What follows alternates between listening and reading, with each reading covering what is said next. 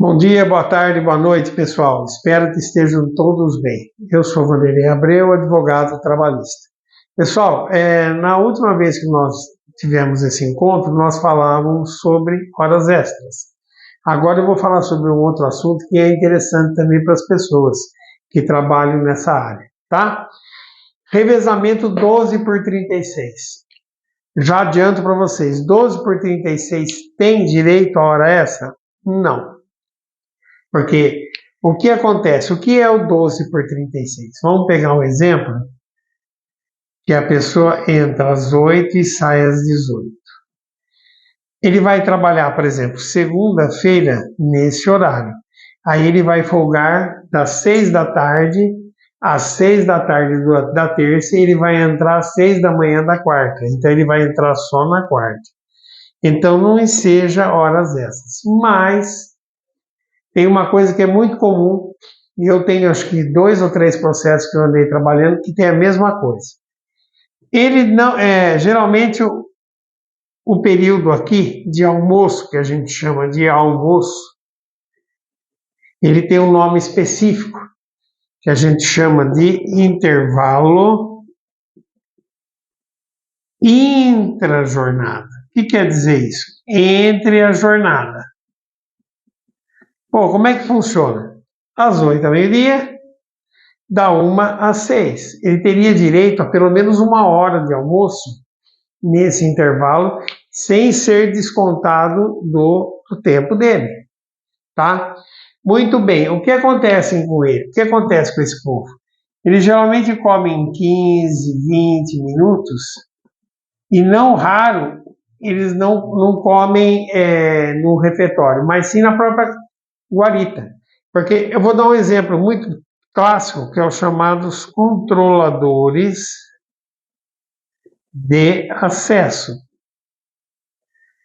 Geralmente o 12 por 36 é por esse pessoal. E como eles ficam numa guarita para controlar o acesso, geralmente eles almoçam lá nessa guarita. Então eles têm direito ao resto? Não, mas eles têm direito a esse intervalo. E como que se calcula esse intervalo? Como se calcula a hora extra? O intervalo é 50% do valor da hora. Você vai calcular da mesma forma que você quer pegar o teu lerite, olha lá, salário.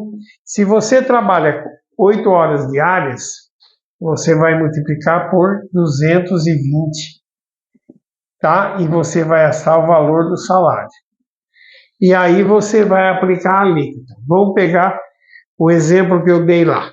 O rapaz recebe R$ 2.200 mês.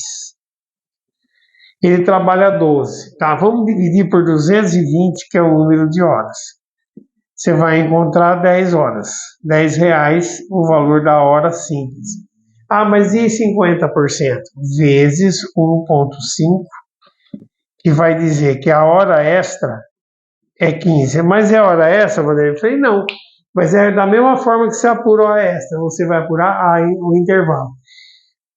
Tem algumas particularidades no revezamento, que é o seguinte: o intervalo ele reflete em alguma verba, hora extra, férias, alguma coisa?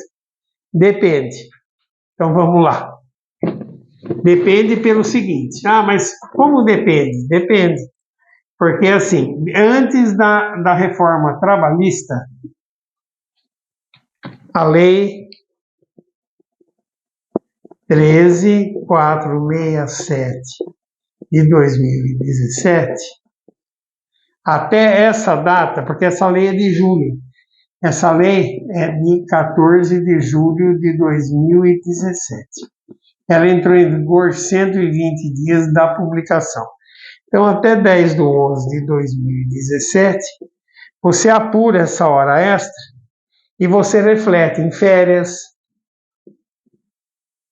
13º salário, FGTS, tá? A partir de 11/11 de 2017, não. Vanderlei, o que acontece? É R$15 uma hora? Você vai apurar essa hora durante o período que ele trabalhou e não reflete nada, somente a hora. Gente, isso é interessante para vocês entenderem as categorias, que tem ou não direito. No caso do revezamento, ele não tem porquê.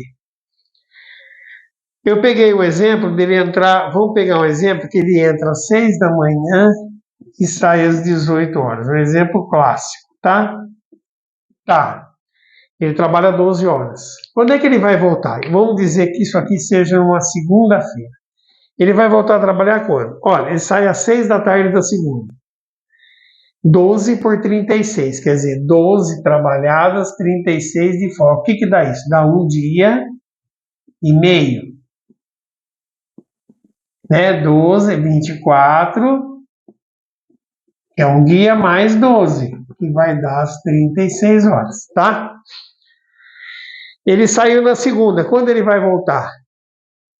6 da tarde às 6 da manhã de terça e está de folga. 6 da manhã de terça, 6 da manhã às 18 horas. Na terça está de folga. 6 da tarde na terça para 6 da manhã na segunda ele está de folga. 6 da manhã da quarta-feira ele volta. Então é por isso que esse instituto não cabe você falar em adicional de horas extras. Você tem o intervalo. A maioria deles existe isso por um simples fator. Alguns trabalham em prédios de apartamento, que são os controladores de acesso, ou dependendo do local que eles trabalham, eles não têm horário de almoço. Porque você tem um controlador para aquele horário de 12 horas. Como é que você vai dar uma folga para ele de 1 hora para ele almoçar? Não tem condições. Então, nesse caso, ele não tira. Ou ele almoça lá, tá tranquilo, trouxe minha marmita, eu vou esquentar, ou pede para alguém que trabalhe, ou ele tem, por exemplo, um forninho ali, ou alguma coisa, ele vai esquentar e vai comer ali. Bom, ele comeu ali. O que acontece? Pô, ele não teve minuto nenhum parado. Ele ficou ali. Se chega um carro, ele tem que atender. Se ele for atender, o que acontece? Ele continua comendo. Quer dizer, ele não tem uma folga, é um período que a lei exige que seja de no mínimo 1 hora. Né? Ele não tem. Então, nesse caso, existem vários processos. Eu trabalhei com vários processos quando eu era funcionário da Justiça do Trabalho e agora que eu sou advogado, eu tenho alguns processos da mesma história. Eles não tinham direito ao descanso. Ao descanso não, ao intervalo. Como que vai fazer com uma pessoa que não pode almoçar ou ele almoça lá correndo, como dizem? Tem uma cliente minha que fala, eu almoço correndinho. Como é que dá para almoçar correndinho? Não tem jeito. Então é por isso, tá, gente? É fácil apurar, é um instituto tranquilo, inclusive para quem gosta do PJ-Calc, que é o modelo de cálculo do Tribunal da 15ª, que eu sou funcionário aposentado da 15ª Campinas. Eles criaram no PJ-Calc, que veio lá do TRT da 8ª Região, eles criaram o PJ-Calc. E no PJ-Calc, a gente chama de PJ-Calc Cidadão.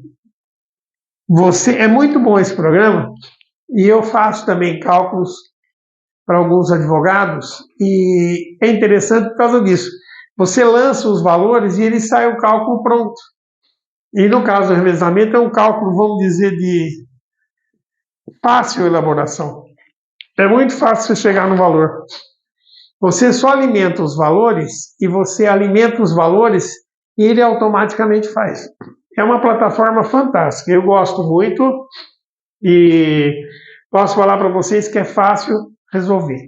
Gente, se vocês gostaram da exposição, dá um like, compartilha, se inscreve no canal para fortalecer a gente, para a gente continuar fazendo os conteúdos de qualidade para vocês, tá bom? Olha, como eu sempre digo, façam o melhor que vocês puderem na vida com amor. Em tudo que vocês façam, ponham amor. Não prejudiquem ninguém, levem a sua vida o melhor que vocês puderem, sem nada, simplesmente fazendo o melhor e se doando para isso, tá? Então, pessoal, nunca esqueça, tá bom? E como eu sempre digo no final dos vídeos, viva a vida e vivam muito bem.